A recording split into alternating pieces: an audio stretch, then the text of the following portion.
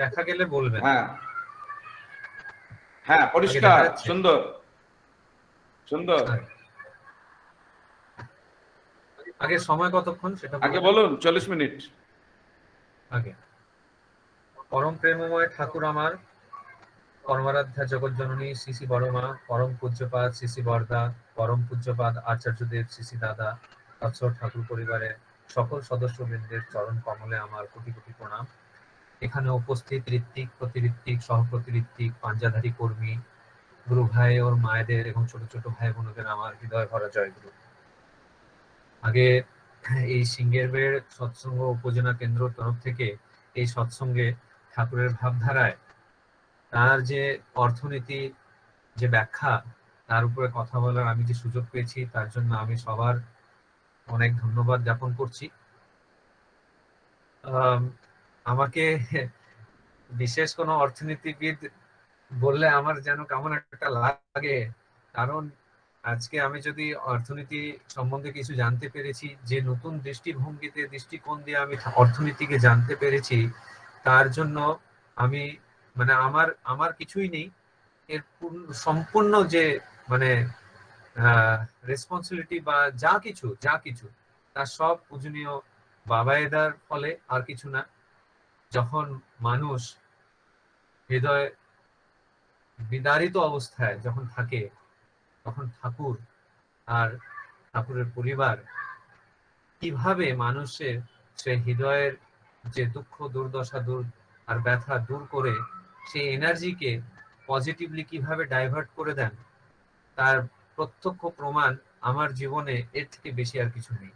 আমার এখনো মনে পড়ে 2011-তে যখন আমি খুব মানসিক মানে চিন্তায় বা মানে হৃদয় থেকে আমি ভেঙে গেছিলাম, আর যখন আমার মন হাহা করে কেঁদে উঠেছিল ঠাকুর পরিবারের দর্শনের জন্য, সে সময় বিশেষ একটা সুযোগ হয়, আমি শিলংয়ে গ্যাংটকে আমি গ্যাংটকে না এসে শিলংয়ে আমি ওনার দর্শন পেয়েছিলাম।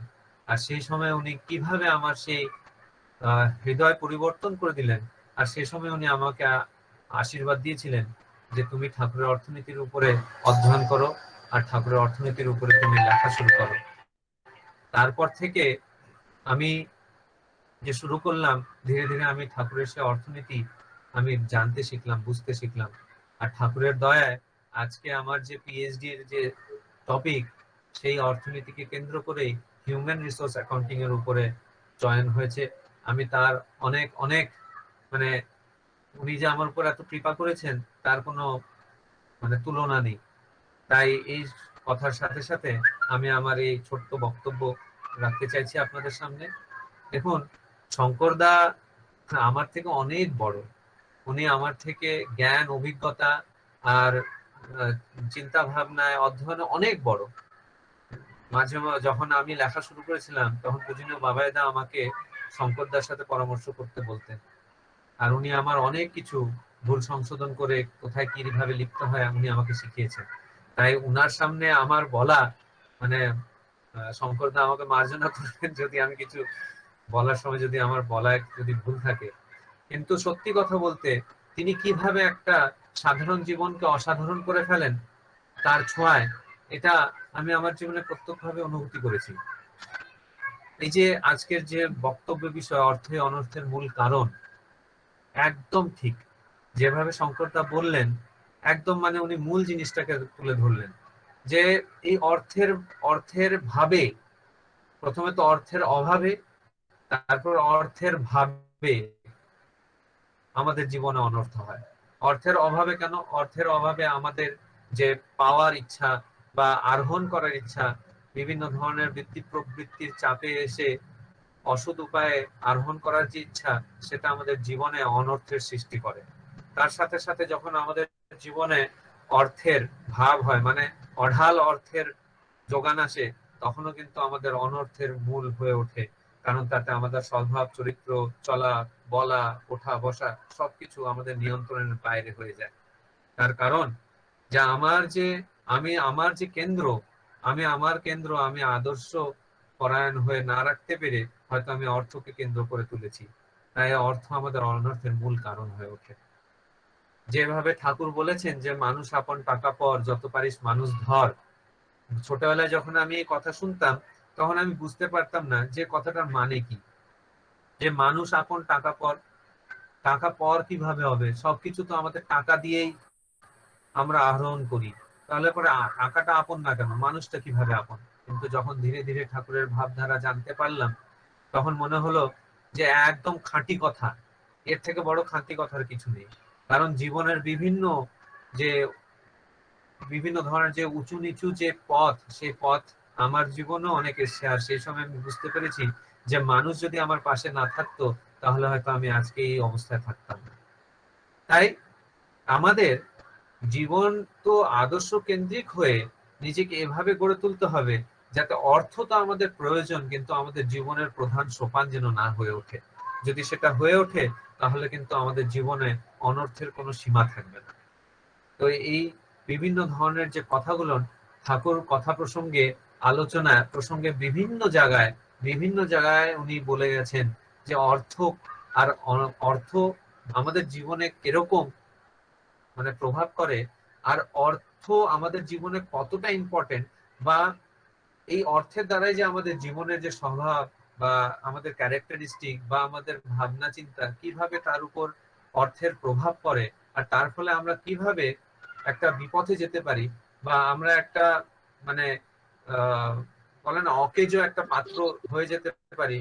তার মানে আমরা লেশ মাত্র আমরা বুঝতে পারি না, আমাদের অগোচরে সেই জিনিসগুলো হয়ে যায়। একবার শরৎদা ঠাকুরকে জিজ্ঞেস করলেন যে মানুষ এত মানি সেন্ট্রিক কেন হয়, মানে অর্থকেন্দ্রিক কেন হয়?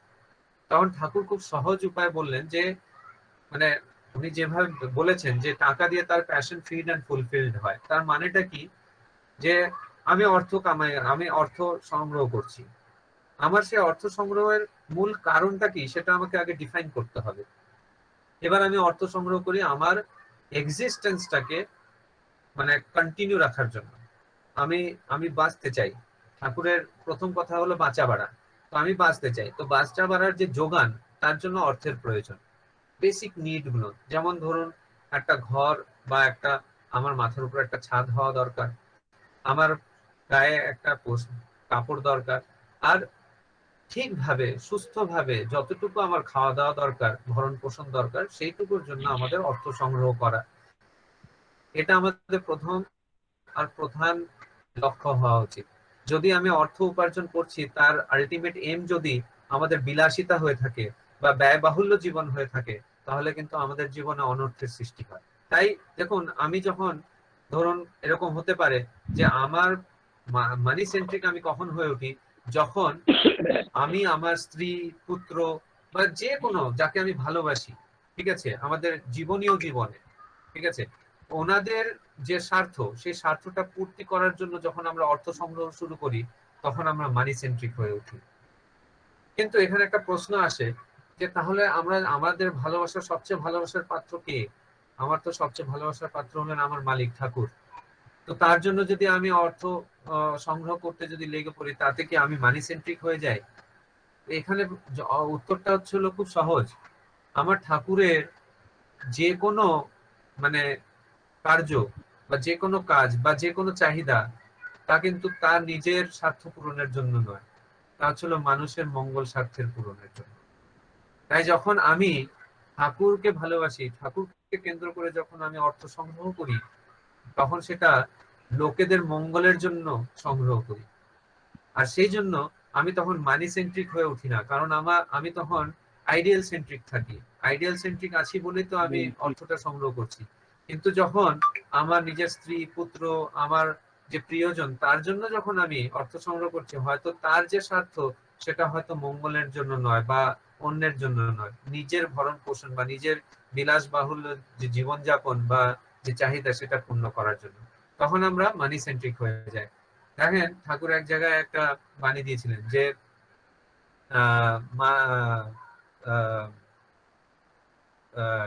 কি আমি ভুলে যাচ্ছি, পুরুষ মাঙে নারীর প্রণয়, নারী মাঙে টাকা, এই নিয়ে চলছে জীবন বাঁচা বাড়া থাকা। এই যে এই বাণীটা যে ঠাকুর দিলেন, যে মানুষ যে সে মানে যে পুরুষ, সে নারীর প্রণয় আকাঙ্ক্ষা করে, কামনা করে। আর নারী যেখানে শুধুমাত্র নিজের চাহিদা পূর্তির জন্য কামনা করেন, সেখানে কিন্তু বাঁচা বাড়াটা ফাঁকা হয়ে যায়। আর সেই বাঁচা বাড়া ফাঁকার মানে কি, তাদের জীবনে, সেই জীবনে বিভিন্ন ধরনের যে মানে অনর্থ বা যে বিভিন্ন ধরনের যে বিপদ কষ্ট, সেগুলো আসে। তাই ঠাকুর বললেন যে অর্থ কাউকে সার্থক হয়। যেমন আমি যে অর্থ সংগ্রহ করছি, হয়তো সেই অর্থ আমার ঠাকুরের জন্য সার্থক হচ্ছে না, হয়তো আমার স্ত্রীর জন্য সার্থক হচ্ছে, পুত্রের জন্য সার্থক হচ্ছে। তখন কিন্তু সেখানে আমরা বলদের মতন ঘুরে বেড়াই, আর আমরা অর্থ সংগ্রহ করতে লেগে যাই। আর সেখানে আমার প্যাশন, আমার স্ত্রী বা পুত্রের প্যাশন গুলো ফুলফিল হচ্ছে, তাদের যে ক্ষুধা, সেই ক্ষুধাটা পূর্ণ হচ্ছে। তো এইরকম ভাবে যদি আমরা অর্থের প্রতি চাহিদা সম্পন্ন হয়ে উঠি, তখন কিন্তু সেই অর্থে আমাদের অনর্থের কারণ হয়ে ওঠে। ঠাকুর এক জায়গায় বলেছেন যে যার কাছে মানুষ আছে, যে মানুষকে জীবনের পথ দেখিয়েছে, তাকে তার জীবনে বৃদ্ধি করে তুলেছে, তার কখনো টাকার অভাব হয় না। একদম খাঁটি কথা। কিভাবে? একটা সংক্ষিপ্ত উদাহরণ দিয়ে আমি বলতে পারি। দেখুন, আমি যখন ছোটবেলায়, আমি আমাদের আর্থিক অবস্থা ততটা ভালো ছিল না। এমন সময় এসেছিল যে সময় মানে পড়া, মানে টিউশনে গিয়ে আমি যে পড়বো, তার জন্য যে পয়সা, সে পয়সা দেওয়ার মতন পয়সা আমার কাছে ছিল না। তা আমি এটা হচ্ছিল মাধ্যমিকের কথা। তখন আমার বয়স প্রায় 16 বছর। দীক্ষা নেওয়ার পর প্রায় 4 বছর হয়ে গেছিল। দীক্ষা নেওয়ার পরে প্রায় 4 বছর হয়ে গেছিল। তো দীক্ষা নেওয়ার পরে ঠাকুরের যে বিভিন্ন ধরনের যে কথাগুলো, তারপরে মা আমাকে 3-3, 4-4 মাসে দেওঘর নিয়ে যেতেন, সেখানে আচার্যদেবের সামনে দাঁড় করিয়ে বলতেন যে তুমি কথাগুলো শোনো। তো সেভাবে আমি যখন শুনতে লাগলাম, তো তার তার কথাগুলো নিজের জীবনে যখন আমি তুলে ধরতে চেষ্টা করলাম, সেভাবে আচার আচরণ বা ব্যবহার শুরু হলো।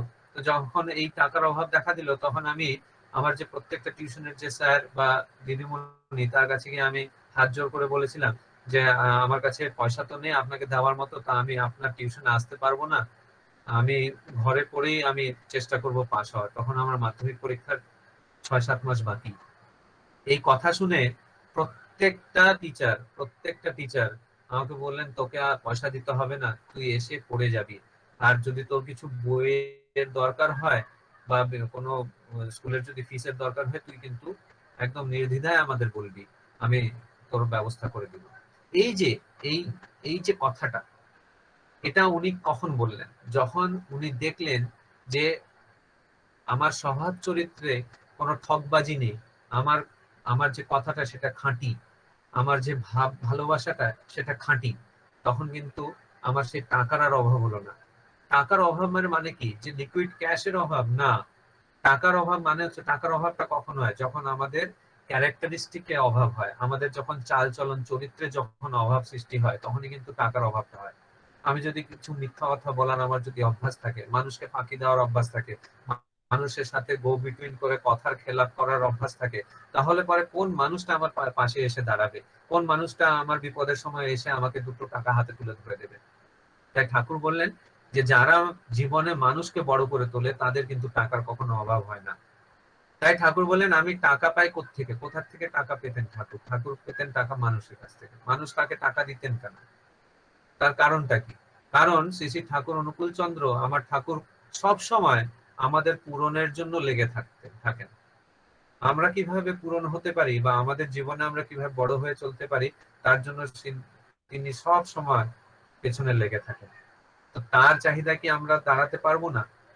আমরা যখন দেওঘর যাই, ভাবুন তো, দেওঘর যখন যাই, তখন আমরা যাওয়ার কথা যেই মনে আসে, তখনই মনে আসে যে ঠাকুর ঠাকুর ভোগের জন্য কি নিয়ে যাব, বা আচার্য দেবের জন্য কি নিয়ে যাবো, পূজনীয় বাবাইদার জন্য কি নিয়ে যাবো, বা পূজনীয় অবিন্দার জন্য কি নিয়ে যাব। কেন এই ভাবটা আসে? তার ভাবটা আসার কারণটাই হচ্ছিল যে তিনি এত আমাদের ভালোবাসা দিয়েছেন যে আমরা ভালো না বেসে আর পারি না।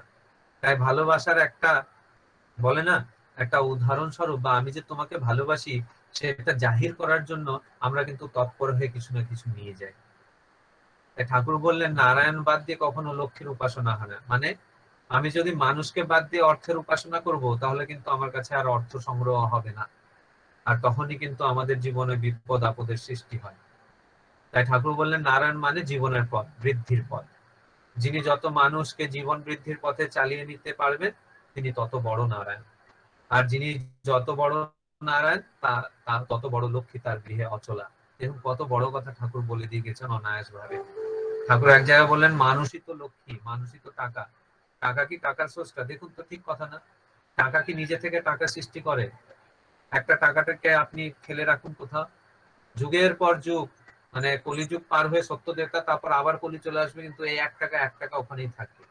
কিন্তু সেই টাকাটাকে যখন চলমান করা হয়, মানে মানুষের দ্বারা যখন সেই টাকাটাকে নিবেশ করা হয়, তখন সেই টাকা থেকে আরো টাকার সৃষ্টি হয়। তাহলে টাকার প্রকৃত স্রষ্টা কে? ঠাকুর বললেন মানুষ। অর্থনীতিতে তো তাই বলা আছে, আমরা পয়সা কামাই করি, অর্থ সংগ্রহ করি, আমরা সেভিং করি, আমরা পয়সা বচত করি, করার ফলে আমরা কি করি, আমাদের কাছে নিবেশ করার সুযোগ আসে, আমরা নিবেশ করি, এতে তো অর্থনীতিটা চলছে। তাই টাকার যে স্রষ্টা তাকে যদি আমি অবহেলা করি, আমি টাকাকে যদি গুরুত্ব দিই, তাহলে আমার জীবনে কি কিছু ঠিক থাকবে? কিছুই ঠিক থাকবে না। আর এইরকম যারা করে, ওদের জন্য ওদের ওদের ওই সেই ক্যারেক্টারিস্টিক, এটা সবচেয়ে বড় দোষ, যে সে মানুষকে ছেড়ে টাকাকে বড় করে মনে করে।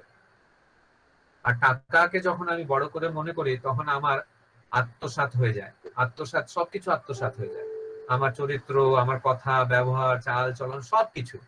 কারণ আমি তখন তখন ধান্দাবাজ, যে আমি মানুষটার সাথে দেখা করলাম, মানুষটার সাথে একটু কথা বললাম, মানুষটার সাথে একটু ভালো ব্যবহার করলাম, যেই আমার ফন্দি ফিকির বা সেই অর্থ আমি পেয়ে গেলাম, বাস, তুমি কে আমি কে। তো এইভাবে যখন আমার চরিত্রটা তৈরি হয়ে যায়, তখন আমি কোন মানুষের কাছে নিজের ভরসাটা জোগাতে পারবো? আমি তো মানুষ হারা হয়ে যাব। এই প্যান্ডামিক অবস্থায় কত লোকের কত লোকের পয়সা থাকা অবস্থাতেও তারা হয়তো নিজের জীবন থেকে হাত ধুয়েছেন, বা বিভিন্ন কষ্টের মধ্যে থেকেছেন। কেন? হয়তো তাদের সময়, তাদের বিপদের সময় একটা মানুষ খুঁজে পাই। কি টাকাটা বড় না মানুষটা বড়? এটা আমাদের জানতে হবে। যখন আমরা এটা জানতে পারি, তখন কিন্তু আমাদের চলা বলা কথা সবকিছু পরিবর্তন হতে থাকে। আমাদের ভাবভঙ্গি, আমাদের যে একটা চাহনি, সেটা কিন্তু চেঞ্জ হতে থাকে। দেখুন, ব্যবসায়ীদের কাছে, আমরা তো মারবাড়ি, আমি আগরওয়ালা, মারবাড়ি, আমাদের মধ্যে বলে যে খরিদ্দার ভগবান হতে হ্যাঁ, খরিদ্দার লক্ষ্মী কি স্বরূপ হতি হ্যাঁ। মানে খরিদ্দার লক্ষ্মীর মতো। তাই দেখুন, খরিদ্দারকে কত ভালোবেসে, কত ভালোভাবে আদর আপ্যায়ন করে জিনিস বেচা হয়। আমি একটা দোকানে গেলাম প্রথমবার, সে এত ভালোভাবে আমার সাথে কথা বললো, ব্যবহার করলো, তার থেকে হয়তো কেউ 10 টাকা কমে আমাকে জিনিস দেয়, কিন্তু তার ব্যবহারটা ভালো না, মুখ ঝামটা কথা বলে, আমি কি তার কাছে যাব? কখনোই যাব না। কিন্তু যে মানুষটা ভালোভাবে কথা বলছে, সে হয়তো বলে দিল যে দেখুন, ওই ওই দোকান থেকে আমার এখানকার দোকানের দামটা ছিল 2 টাকা বেশি, আপনার অসুবিধা তো হবে না। বাস এই কথা যেই শুনলাম, তখন আরে না না দাদা, এই যে ভাব ভালোবাসা, আমি অর্থটাকে যখন আমি প্রদান করি না, মানুষের যে চাহিদা পূরণ, ঠাকুর যে বলেছেন অনুসন্ধিৎসু সেবা, এই অনুসন্ধিৎসু সেবার ভাবনা যখন আমাদের মনে থাকে, তখন অর্থ আমাদের সামনে প্রধান থাকে না, প্রধান থাকে মানুষের সেই চাহিদা পূরণ। কোম্পানি, যে কর্পোরেট ওয়ার্ল্ড, সেখানে সিআরএম কনসেপ্ট থাকে, customer relationship management. Customer relationship management আলাদা করে একটা ডিপার্টমেন্ট তৈরি করা হয়েছে। কেন?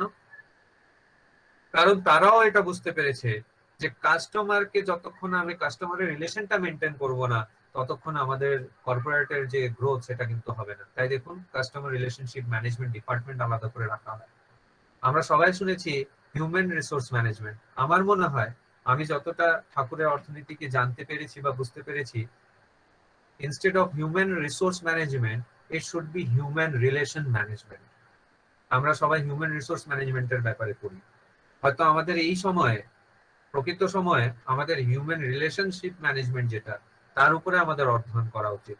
আর ঠাকুর তার বিভিন্ন ধরনের যোগান, বিভিন্ন বাণীতে, বিভিন্ন কথা, আলোচনা প্রসঙ্গের প্রত্যেকটা খণ্ডে কোথাও না কোথাও তিনি সেই কথা কিন্তু উল্লেখ করেছেন, যে আমাদের রিলেশনশিপটা কিরকম হওয়া উচিত। রিলেশনশিপটা মানুষের সাথে, রিলেশনশিপটা অর্থের সাথে নয়, রিলেশনশিপটা টাকা পয়সার সাথে নয়। তাই একবার বঙ্কদেব জিজ্ঞেস করলেন, জীবনে প্রাচুর্য আসে কিসের ভিতর দিয়ে? আমি যদি আমার জীবনে প্রাচুর্যতা আনতে চাই, ঠিক আছে, ঠাকুরের ভাবধারায় চলে আমি যদি আমার জীবনে প্রাচুর্যতা আনতে চাই, তাহলে কিভাবে আমি সেই প্রাচুর্যতা আনতে পারি? হয়তো আজকে আমি একটা কুড়ে ঘরে আছি, একটা ছোট ঘরে আছি, কিভাবে আমার জীবনে উন্নতি হবে যে আমি একটা যখন বড় ঘরে যাব আমার স্বভাব চরিত্রটাও যেন তার সাথে সাথে বড় হতে পারে। যখন এই প্রশ্ন করা হলো তখন ঠাকুর খুব সহজভাবে বললেন, যাজন ও সেবায় যতটা আমি মানুষকে প্রচুর করে তুলবো, প্রাচুর্য, তত আমার সহজ হয়ে উঠবে। মানে আমি নিজে ভাবলাম যে আজকে আমি কুড়ে ঘরে আছি, আমি এমন কিছু জোগাড় করলাম, এমন কিছু কর্মপ্রবণতা, এমন কিছু যোগ্যতা আমি দেখালাম যে আমি হয়তো একটা বড় ঘরে পৌঁছালাম। এবার বড় বড় ঘরে পৌঁছানোর পরে সেই ছোট কুড়ে ঘরের আশেপাশের পাড়া প্রতিবেশী দ্বারা তাদের সাথে উঠতে বসতে আমার লজ্জা লাগছে, তাহলে কিন্তু আমি বড় হব না, আমার জীবনে প্রাচুর্যতা আসবে না। সেখানে যদি আমি তাদের সাথে ভালো সহজ ভাবে মেলামেশা করি, তাদের উন্নয়নের জন্য, আমি যেভাবে আজকে একটা বড় ঘরে এসেছি সেভাবে যদি তাদের উন্নয়নের জন্য আমি যদি লেগে পড়ে উঠি, তাহলে কিন্তু আমার জীবনে প্রাচুর্যতার কোনো অভাব হবে না। তাই ঠাকুর বলেছেন সিনসিয়ারলি ভালোবাসতে হবে। সিনসিয়ারলি ভালোবাসার মানেটা কি? আমরা যেমন ঠাকুরকে বা ঠাকুর পরিবারকে, আচার্যদেবকে, সবাইকে আমরা সিনসিয়ারলি আমরা ভালোবাসি। সিনসিয়ারলি ভালোবাসার মানে কি? ওই দেখুন, যাদের কাছে কুকুর আছে, যেই মালিক আসে কুকুরের কান কিন্তু খাড়া হয়ে যায়। কেন খাড়া হয়ে যায়? হয়তো সে মালিক ডাকছে না তাকে, তবুও তার কান খাড়া। তার কারণটা কি? যে হঠাৎ করে যদি আমার মালিক আমাকে ডাকবেন, আমাকে দৌড়তে হবে সাথে সাথে। That is called sincere love, that is called sincere respect, care. তো সেই সিনসিয়ার ভালোবাসা আমাদের মনে হতে হবে। যতক্ষণ পর্যন্ত সেটা হবে না, ততক্ষণ আমরা সেবা চর্চা করতে পারি না। সেবার চর্চা, সেবার উপাসনা করতে পারি না। ঠাকুর আমাদের কিন্তু সেবার উপাসনা করতে বলেছেন, মানুষদের সেবা দিতে বলেছেন। আমার কাছে যদি টাকা পয়সা নেই, জমি জায়দাদ নেই, কিছু নেই, আমি নিঃস্ব, মানে পরনের কাপড়টা হয়তো ফাটা, আমি নিঃস্ব, তবুও সেই সম্বন্ধেও প্রফুল্লতা যখন ঠাকুরকে জিজ্ঞেস করলেন, এরকম অবস্থায় যারা থাকে, যাদের কাছে কিচ্ছু নেই, একদম নিঃস্ব, জিরো, ঠাকুর তারা কি নিজের জীবনে পায়ে দাঁড়াতে পারে? ঠাকুর একদম ভালোভাবে বলে দিলেন, যে মানুষের কাছে কিচ্ছু নেই, কিছু নেই, তার শরীর তার মন ছাড়া আর কিছু নেই, সেও নিজের জীবনে দাঁড়াতে পারে নিজের পায়ে। কিভাবে? যদি তার হৃদয়ে অনুসন্ধিৎসু সেবা পরায়ণতা থাকে তাহলে। তাই এই অনুসন্ধিৎসু সেবা পরায়ণতা যখন আমাদের জীবনের প্রধান লক্ষণ হয়ে ওঠে, তখন কিন্তু আমরা মানুষ কামাই করি। আমরা তখন কিন্তু অর্থ কামাই করি না, আমরা তখন মানুষ কামাই করি। আর মানুষ কামাই করলে পরে অর্থ ধীরে ধীরে পেছনে দৌড়ে আসে। ওই যে বললেন, নারায়ণের সেবা করলে পরে লক্ষ্মী নিজেই পেছন থেকে দৌড়ে আসবে। কিন্তু যদি আমি এই টাকার সেবা করি, বা টাকাকে যদি আমি সেবার জন্য নিজের জীবনটা লাগাই, তাহলে কিন্তু অসম্ভব হয়ে যাবে আমাদের জীবনটা। তাই আমাদের ভাবতে হবে যে আমরা কিভাবে মানুষকে সেবা দিতে পারি। আর এই যে সেবা ভাবনা, সেটাই আমাদের জীবনের প্রাচুর্যতায় নিয়ে আসে। এবার এই সেবা ভাবনাটার জন্য আমাদের কি কি পয়েন্ট মনে রাখতে হবে? ঠাকুর এক জায়গায় বললেন যে if you want to be concentric, if you want to be you want to serve the people in a concentric way, then you should have some characteristic. কি কি? সেলফ কনফিডেন্স, যে আত্মপ্রত্যয় থাকে, concentric will to serve people, observation power, মানে যে অনুসন্ধিৎসু নজর, তো এই মানুষটা হয়তো কিছু বলছে না, তার কিসের অভাব না বা কি চাই, তার বিনা বলেই যেন আমি বুঝতে পারি যে তার জীবনে কিসের অভাব আছে, আর সেই অভাবের পূরণ করা।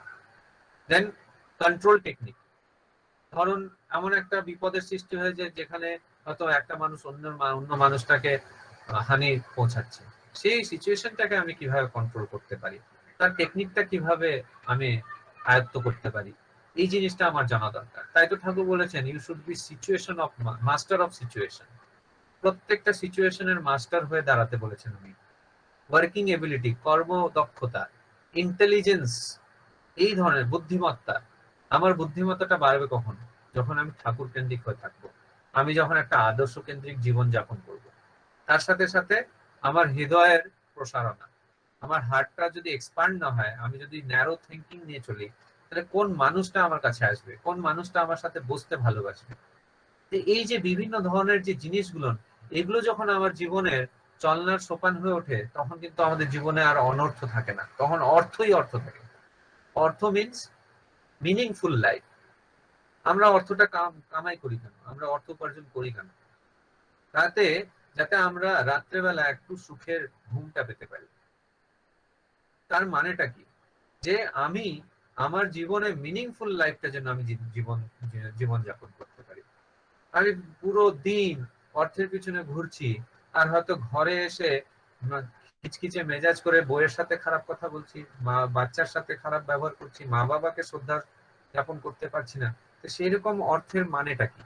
সত্যি কথা বলছি, আমি 2007-এ আমি তখন আমার ছোটবেলা থেকে আমার শিক্ষকতা করার খুব ইচ্ছা ছিল, কিন্তু কিছু পারিবারিক কারণে বা অর্থনৈতিক কারণে আমি সেই সুযোগটা করে উঠতে পারিনি। 2007-এ ঠিক বিবাহের 5 মাস পরে আমি বিলেতে গেলাম, সৌদি আরবে। ভালো চাকরি পেয়েছিলাম। তো পূজনীয় বাবাইদাকে আমি নিবেদন করলাম, আগে আমি কি, আপনি যদি আশীর্বাদ করেন তাহলে কি আমি যাবো? উনি বললেন ঠিক আছে, গিয়ে দেখে আয় এরকম। গেলাম। মাসে, আমি 2007-এর কথা বলছি, মাসে আমি সেখানে 80,000 টাকা আমার স্যালারি ছিল, কিন্তু মনে প্রাণে খুশি ছিল না। কেন? আরে ওই টাকাটা যে আমি কামাই করছি, আমি যে সেই অর্থটা উপার্জন করছি, আমি খরচা করব কার সাথে? হয়তো ঠাকুর থেকে দূরে, ঠাকুর পরিবারের সাথে আমি মানে কন্ট্যাক্ট নেই বা যাওয়া আসা নেই, পরিবারের সাথে দূর। তাহলে আমার সেই খরচা উপার্জন করার মানেটা কি? 2 বছরের কন্ট্রাক্ট ছিল, 1 বছর কমপ্লিট হলো। আমি বললাম যে আমি আর কাজ করতে চাই না, রিজাইন করতে চাই। তো ওখানকার যে ম্যানেজার, সে বললো না না, তোমার রেজিগনেশন আমি একসেপ্ট করবো না, তোমার মতন ভালো কাজ করা মানুষ আমার পাওয়া হবে না। কারণ আমাকে প্রয়োজনীয় বাবেদা বলছেন মন দিয়ে কাজ করবে, খুব মন দিয়ে কাজ করতাম, তো সে ছাড়তেই রাজি না। আমি তখন বললাম দেখুন, আপনি প্লিজ আমাকে ছেড়ে দিন, রিলিজ করে দিন, আমার এখানে মন লাগছে না। তিনি বলছেন না, তুমি 1 মাসের ছুটি নিয়ে ঘুরে আসো, এসে আবার জয়েন করবে। আমি যাওয়ার সময় বললাম যে দেখুন, আমি কিন্তু ফিরে আসবো না, আপনি কিন্তু প্লিজ আমার ভিসাটা এক্সটেন্ড করবেন না। আমি আসলাম, সাথে সাথে আমি আমার স্ত্রীকে নিয়ে দেওঘরে গেলাম, গিয়ে আমি পূজনীয় বায়দাকে বললাম যে আমার মন লাগে না ওখানে, আমি টাকা কামাই করে কি করব? আমি যদি ঠাকুরের দর্শন করতে পারছি না, আমি আশ্রম যেতে পারছি না, আমি নিজের পরিবারের সাথে থাকতে পারছি না, আমি আমার পাড়া প্রতিবেশী তাদের সাথে দু একটা কথা বলতে পারছি না, এরকম জীবনের মানেটা কি? তখন উনি হেসে বললেন যে এবার তুই এক কাজ কর, পার্ট টাইম কিছু কর, আর শিক্ষকতা করার চেষ্টা কর। দেখেন মনের কথাটা কিভাবে উনি সামনে থেকে ধরে দিলেন। যখন আমার এই অর্থটা সেকেন্ডারি হয়ে যায়, প্রাইমারি যখন আমার জীবন্ত আদর্শ বা আমার ঠাকুর হয়ে ওঠেন, আমার নিজের মানে যে প্রতিবেশী বা আমার নিজের ঘরের লোক হয়ে ওঠেন, তখন কিন্তু অর্থ আমরা কম কামালেও সে অর্থের যে জীবন, সেই জীবন আমাদের জীবনীয় হয়ে ওঠে। তাই মানুষের পাশে দাঁড়ানো, তাদের যোগ্যতা বাড়িয়ে তোলা, তাদের যে মানে ওয়ার্ক এবিলিটি সেটা বাড়িয়ে তোলা, বা চরিত্রে গ্রো করা, এই জিনিসগুলো যদি আমি মানুষের করে ফেলি, তাহলে কিন্তু আমার জীবনে আর পয়সার অভাব বা অর্থের অভাব হয় না। কিন্তু যখন আমার ধান্দা সেই অর্থ অর্থ আর অর্থই থাকে, তখন কিন্তু আমাদের চাল চলন গুলো বিগড়ে ওঠে। আমাদের মনে সবসময় একটা ভয় লেগে থাকে, সবসময় একটা আশঙ্কা, একটা অ্যাংজাইটি লেগে থাকে, এটা যদি হয় এরকম হবে, ওরকম যদি হয় এরকম হবে। কিন্তু দেখুন, আজকে ঠাকুরের দীক্ষা নিয়ে ঠাকুরকে যখন আমরা জীবনের একদম অন্যতম প্রধান অঙ্গ হিসাবে আমরা মেনে চলছি, আমাদের জীবনে কিন্তু সেই ভয় বা অ্যাংজাইটি নেই। তার ফলে দেখুন, এই যে যারা সৎসঙ্গী, যারা ঠাকুরকে একদম ভালোভাবে মেনে চলেন, তাদের কিন্তু অসুখ বিসুখ বা ওই সুগার বা বিপি বা এই ধরনের যে রোগ বিরোগ, এগুলো হয় না, একদম হয় না। কেন হয় না? মন থেকে সে তো ফ্রি, সে মন থেকে একদম মানে উন্মুক্ত, সে তো একদম ঠাকুরের সেই মানে ভালোবাসা আর তার যে আনন্দ, সেই নিয়ে তো সে জীবনকে উপভোগ করছে। তার জীবনে অসুখ বিসুখ আসবে কোথা থেকে? তাই কিনা? তো এই যে আমরা যখন এরকম ভাবে চলি, তখন আমরা আমাদের জীবনে মাস্টার অফ সিচুয়েশন হয়ে উঠি। এক জায়গায় ঠাকুর বলেছেন যে এ servant for money is generally disqualified two master the sea.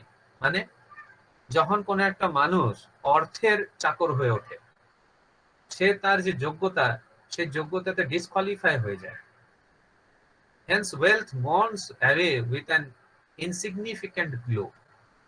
মানে সেখানে ওই যে ওয়েলথ, যে সম্পদ, সে যে কোনো ধরনের সম্পদ হতে পারে, সেই সম্পদ, তার যে গ্লো, তার যে আলোক বিচ্ছন্ন, সেটা কম হয়ে যায়।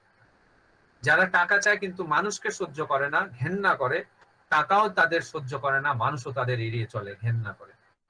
দেখেন, একদম প্রকৃত সত্য কথা উনি ঠাকুর বলেছেন, একদম জীবন্ত। আপনি আজকে একটা মানুষকে একটা থাপ্পড় মেরে দিন, তারপরে 100 টাকা দিন, 100 টাকা তো নেবে না, আপনাকেও একটা থাপ্পড় মারবে। তার মানেটা কি?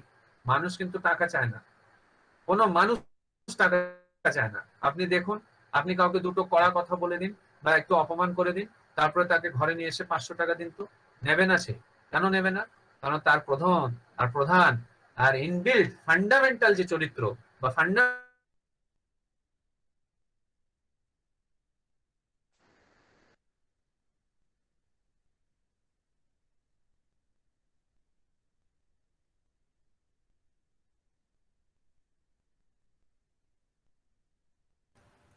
আগে নেট,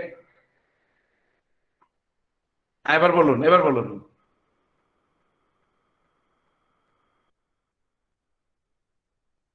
সুরেশ দা এবার বলুন, সুরেশ দা এবার বলুন, হয়ে যায়। নেটের একটু সমস্যা হ্যাঁ এবার ঠিক আছে, ঠিক আছে, আগে শোনা যাচ্ছে?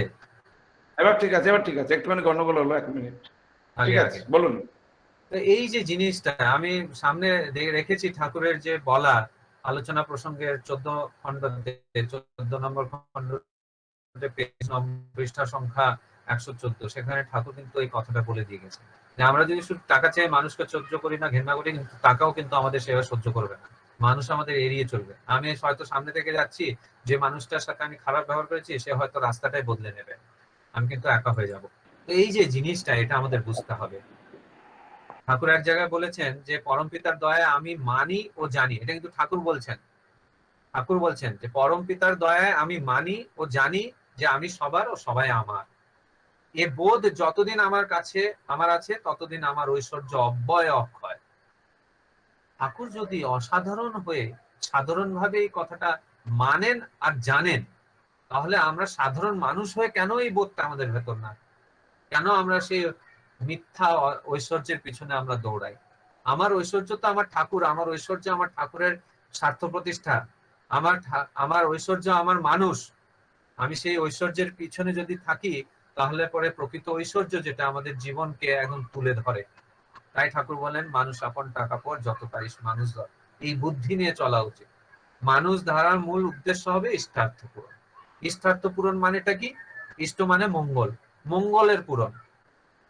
এই মঙ্গলের পূরণ যখন আমরা করতে শুরু করি, তখন আমরা রাজা ধীরাজ হয়ে উঠি। রাজা ধীরাজ কিসের? মানুষের মনের। And this is called divine economics of Parampita, where we rejoice, resort, resound and be perennially resourceful. আমরা রিসোর্সফুল হয়ে উঠি, আমরা ফ্যাসিলিটেটর হয়ে উঠি, আমরা অন্যের যোগান হয়ে উঠি, আর সেভাবে আমাদের জীবন যেটা, সেটা জীবন্ত হয়ে ওঠে। কেষ্টদা বলছেন ঠাকুরকে, মার্কস বলেন মানি এন্ড কমোডিটির উপরে ইকোনমিক্স নির্ভরশীল। ঠাকুর বলেন আমার কথা, জীবনীয় রকমে চলাটাই ইকোনমিক্স। চিন্তা করেন ঠাকুর কিভাবে বললেন যে জীবনীয় রকমে চলাটাই হলো ইকোনমিক্স। যে ইকোনমিক্সে জীবন নেই, যে ইকোনমিক্সে জীবনীয় গ্রোথ নেই, সেই ইকোনমিক্সের কি লাভ? চিন্তা করুন তো আজকে আফগানিস্তানের কি অবস্থা। আজকে দেখুন ইসরায়েল এত মানে এত বেশি উন্নতি প্রগতিশীল টেকনোলজিতে, তবুও দেখুন সেখানে কিরকম অবস্থার সৃষ্টি হয়েছিল। তো যেখানে ইকোনমিক্সটা জীবনকে নিয়ে নয়, সেখানে কিন্তু প্রকৃতপক্ষে ইকোনমিক্স বা ইকোনমিক্যাল ডেভেলপমেন্ট হতে পারে না। তাই ঠাকুর বলেছেন যে অর্থনৈতিক সমস্যা তো আজ এক প্রধান সমস্যা, অর্থ না হলে তো চলে না, তার উপায় কি? ঠাকুরকে যখন জিজ্ঞেস করা হলো, তখন ঠাকুর উত্তর দিচ্ছেন যে অর্থ ছাড়া ছাড়া ছাড়া চলার উপায় নেই। এ কথা তো ঠিক। আমি কিছু কিনতে চাই, আমি আমার জীবনের ভরণ পোষণ করতে চাই, তার জন্য মোড অফ এক্সচেঞ্জ। দেখুন এখানে তফাৎটা আমাদের বুঝতে হবে যে অর্থ ছাড়া চলার উপায় নাই কেন। তার কারণটা হচ্ছে হলো মোড অফ এক্সচেঞ্জ হচ্ছে হলো আমাদের অর্থ, পয়সা। আমি আচ্ছা ভাবুন তো, ওই বাংলাদেশের টাকা, বাংলাদেশের যে কারেন্সি, সেটা নিয়ে আমি আমার নিচে মুদিখানা দোকানে গিয়ে বললাম, দাদা 1 লিটার দুধ দেন তো। ওর কাছ থেকে দুধ নিলাম আর বাংলাদেশের টাকা দিলাম, ও নেবে? ও নেবেই না তো, because the mode of exchange is Indian currency. অর্থটা আমাদের জন্য প্রত্যেকের কাছে শুধুমাত্র মোড অফ এক্সচেঞ্জ হওয়া উচিত, তার থেকে বড় কিছু নয়। মোড অফ এক্সচেঞ্জ, যে এই পয়সাটা দিয়ে আমি এই বস্তুটা নিতে পারি। দ্য বার্টার সিস্টেম, বিশ্বে যে ব্যবসায় যে শুরু হয়েছিল সেটা কিসের উপরে ভিত্তি করে? Barter system. আচ্ছা বার্টার সিস্টেমটা কিভাবে এসেছে? আমরা সবাই তো পড়ি যে বার্টার সিস্টেম থেকে বিজনেস শুরু হয়েছে, ব্যবসা বাণিজ্য শুরু হয়েছে, বাট বার্টার সিস্টেমটা কোথা থেকে আসে? এখানে ঠাকুরের ইকোনমিক্স আমি বলছি। ঠাকুর বলছেন অন্যের চাহিদা পূরণ, তাকে বলা হয় অনুসন্ধিৎসু সেবা। এই বার্টার সিস্টেমটা কিন্তু শুরু হয়েছে সেই অনুসন্ধিৎসু সেবার দ্বারা। একটা মানুষ চাল ফলাচ্ছিল, অন্য একটা মানুষ ডাল ফলাচ্ছিল, আরেকটা মানুষ সবজি ফলাচ্ছিল, আরেকটা মানুষ কাপড় বুনছিল।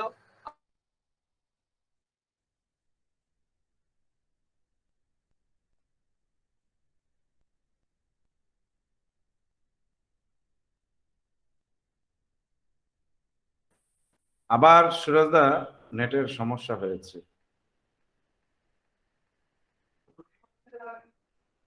আর সুরজদা সুরজদা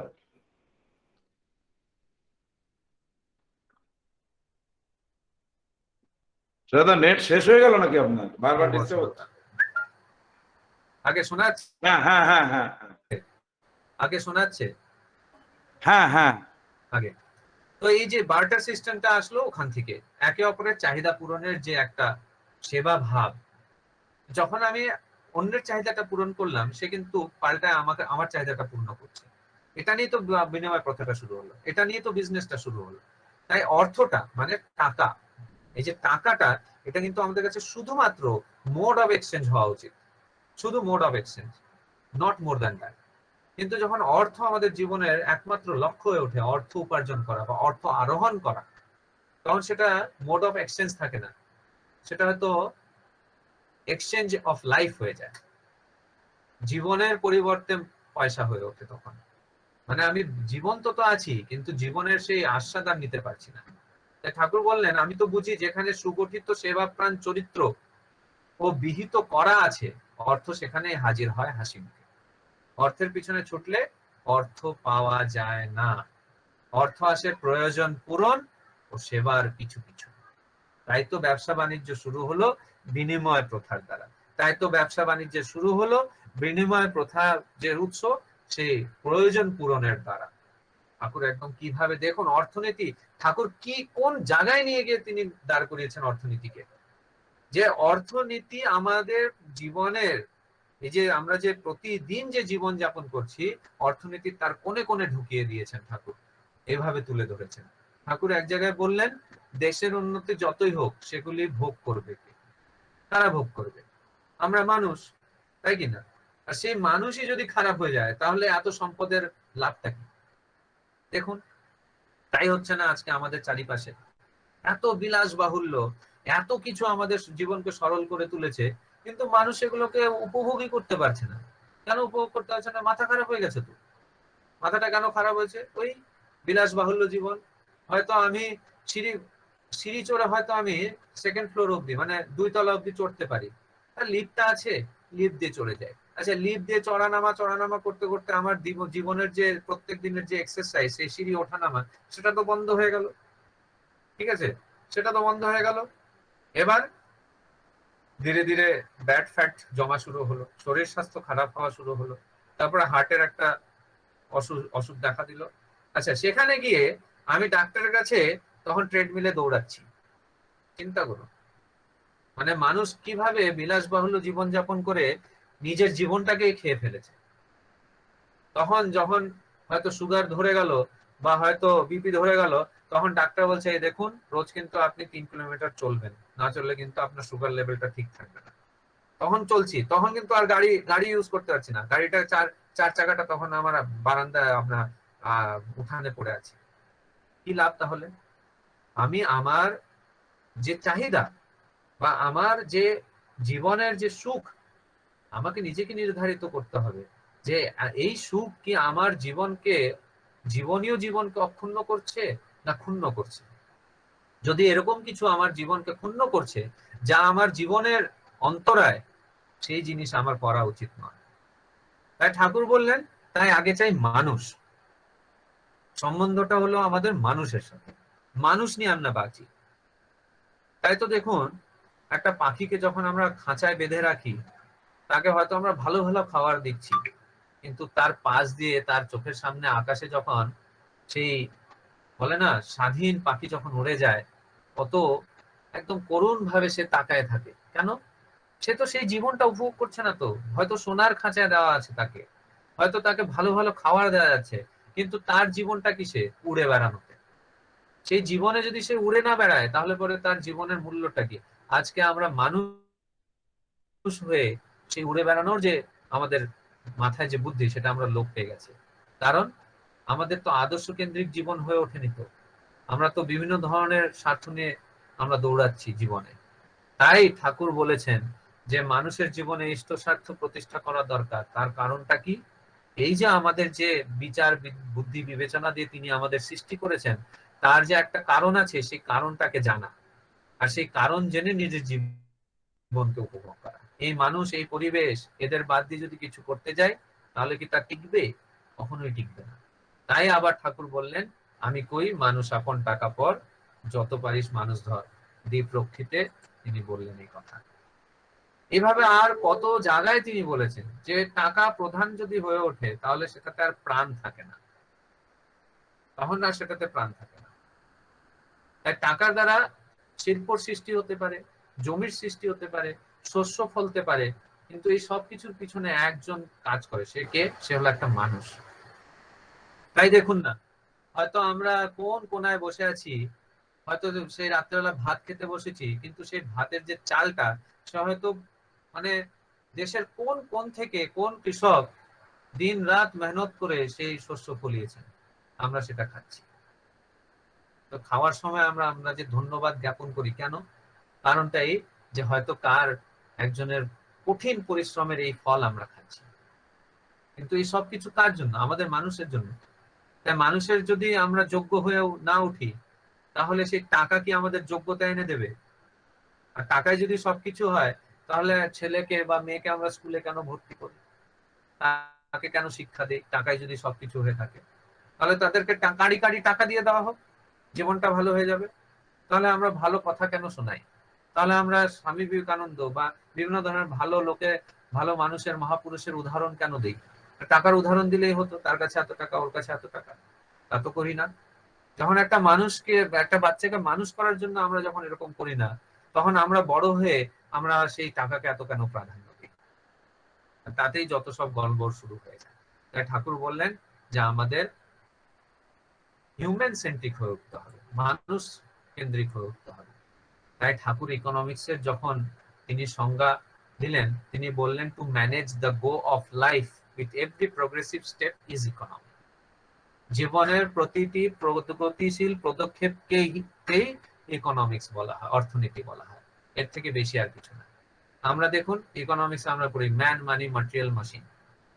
যুগ উপযোগী ভাবে আমরা কি করছি? আমরা আমাদের অর্থকে উন্নত করে তুলছি, তাই কিনা? দেখুন, অর্থকে উন্নত করছি না, ম্যাটেরিয়ালটাকে উন্নত করছি না, বড় বড় সেই শাকসবজি, বড় বড় সেই বিভিন্ন ধরনের ম্যাটেরিয়াল করে তুলছি। তো তার থেকে আবার মেশিনটাকেও আমরা উন্নত করে ফেলছি, তাই কিনা? দেখুন, নতুন প্রযুক্তির দ্বারা। কিন্তু মানুষটাকে আমরা উন্নত করে ফেলতে পেরেছি কি? আমাদের যে চিন্তা ভাবনা, সেটাকে কি উন্নত করে তুলতে পেরেছি? তাহলে এই যে ম্যান মেড যেগুলো অর্থ, সামগ্রী, তারপরে শিল্প বা মেশিনারি, যন্ত্র যান্ত্রিক, এগুলো সবকিছু যে করছে, যার দ্বারা এটা সৃষ্টি, সেই যদি উন্নত না হয়ে ওঠে, তার যদি ভাবনা চিন্তা উন্নত না হয়ে ওঠে, তাহলে এগুলো উন্নত করে লাভটা কি? আর এগুলোর কারণটা কি? Because we are becoming money centric, ego centric and self-satisfaction centric, whereas we should be ideal centric, whereas we should be human centric, we should be concentric will centric. আর এইভাবে আমাদের জীবনে যখন আমাদের আইডিয়াল হয়ে ওঠেন ঠাকুর, তখন আমরা আমাদের জীবনে ক্যারেক্টার, আমাদের যে চরিত্র, সেটা উপার্জন করি। তার ফলে আমরা মানুষ কামাই করি। তারপর আমাদের ভেতরে অনুসন্ধিৎসু সেবার ভাব সৃষ্টি হয়। এভাবে আমরা এফিশিয়েন্ট হয়ে উঠি, আমরা যোগ্য হয়ে উঠি। সেইভাবে আমরা হিউম্যান রিলেশন, আমরা অর্থ কামাই করি না, আমরা মানুষ কামাই করি। আর মানুষ কামাই করার ফলে আমাদের জীবনে সবকিছু আসে, অর্থ, মান, যশ, সবকিছু চলে আসে। তাই যদি আমার এগুলো সবকিছু যদি আমার চাই, তাহলে আমাকে একটাই জিনিস শুধু করতে হবে, সেটা হলো একদম ভালোভাবে, অপ্রাণ ভাবে, একদম প্রাণবন্ত হয়ে লিভিং আইডিয়াল, জীবন্ত আদর্শকে ধরে চলতে হবে। তাহলে আমাদের জীবনে উৎকৃষ্ট হয়ে উঠবে আমরা সবাই। আমরা সবাই আমাদের জীবনে যে প্রকৃত অর্থ, সে অর্থ বুঝতে পারবো, আর আমরা আমাদের জীবনে আর অন্যের জীবনে ইষ্ট স্বার্থ প্রতিষ্ঠা আর ইষ্টের প্রতিষ্ঠা করতে পারবো। আমার এই শব্দের সাথে এই আলোচনা আমি এখানে শেষ করছি। আমি ঠাকুরের চরণে সবার মঙ্গল প্রার্থনা করছি। জয় গুরু। অসাধারণ, অসাধারণ সুরাজদা। সুরাজদা সাংঘাতিক চেহারাটা দেখতাম, চেহারাটা একটু জয়গুরু। হ্যাঁ দাদা। অন করেন হ্যালো দাদা। সুরাজদা, ভিডিওটা অন করেন। হ্যাঁ দাদা, অসাধারণ আলোচনা শুনলাম। আমি জয় গুরু দীপালি সুরাজদা, বলছি। ভীষণ ভীষণ ভীষণ ভালো হয়েছে এ, এবং এত দাদা, আমি সুন্দর। হ্যাঁ বলুন। একটা কথা বলবো। আমি আপনার নাম্বারটা খুঁজছিলাম। আমার, হ্যাঁ হ্যাঁ আমি নম্বর দিচ্ছি, একটু পরে দিচ্ছি। সুরাজদার হ্যাঁ, এত তাহলে- ভালো আলোচনার পরে আপনি আমার ফোন নম্বর খুঁজছেন, বললেন না যে সুরাজদা আপনার ফোন নম্বরটা চাই?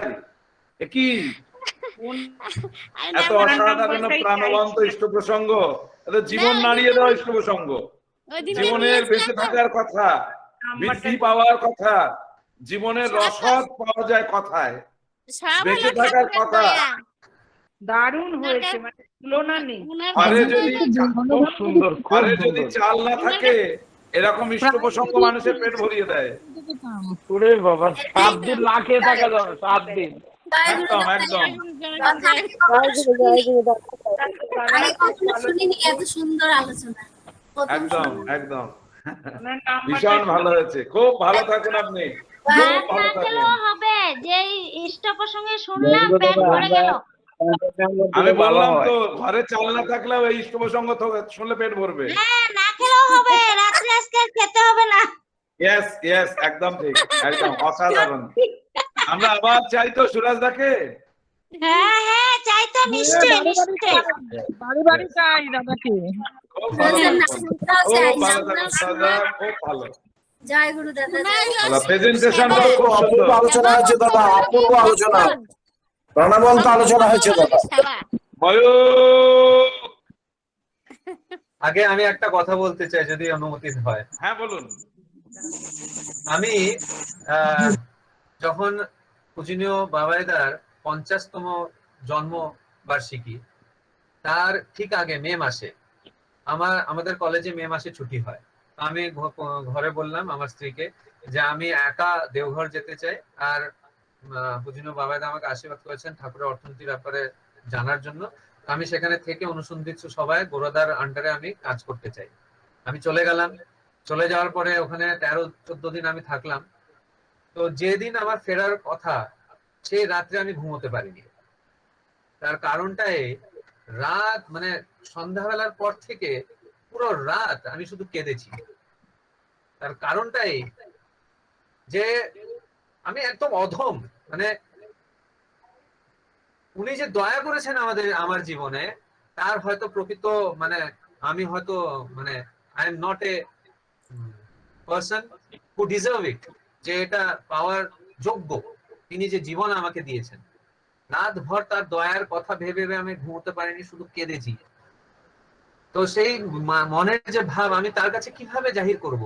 আমি তো জাহির, এত কথা তো বলা যায় না, মনের এত কথা। তো আমি একটা ছোট্ট কাগজে আমি লিখে ফেলেছিলাম। আর পরের দিন ভোরে যখন পূজনীয় বাবাদাকে প্রণাম করতে যাব, আমি ভেবেছিলাম যে যদি সময় পাই, সুযোগ পাই, তাহলে ওনাকে আমি এই কাগজটা দেবো। তো যখন তিনি উঠে যাচ্ছেন, তখন আমি প্রণাম করে, আমি না থাকতে পারেন, প্রণাম করে আমি বললাম, আগে দাদা আপনি যদি অনুমতি দেন, আমি কিছু লিখেছি, আপনি পড়বেন?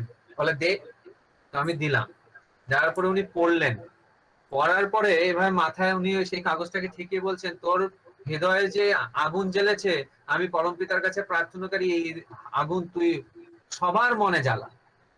বলে উনি প্রণাম করে বললেন যে এই কাগজটা তুই প্রণামের বাক্সে দিয়ে দে।